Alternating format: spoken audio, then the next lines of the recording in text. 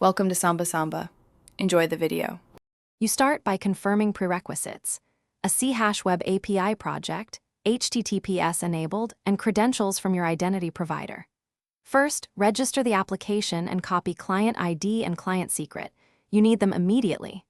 Next, choose the grant type. Use authorization code for user sign-in or client credentials for server-to-server.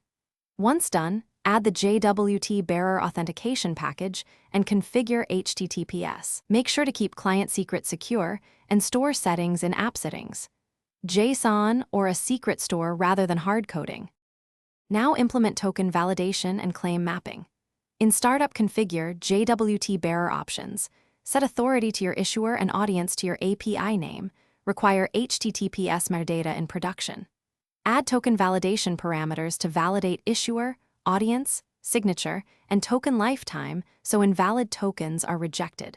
Map scope or role claims to the appropriate identity claims so your authorization checks work.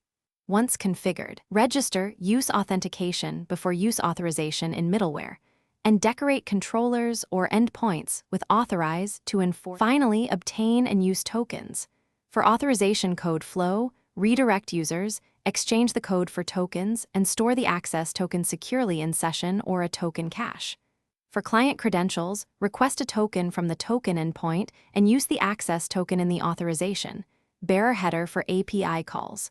When done, validate scopes server-side before sensitive actions.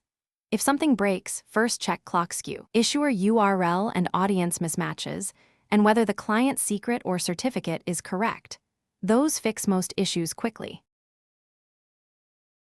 Thanks for watching. Consider subscribing if we helped you.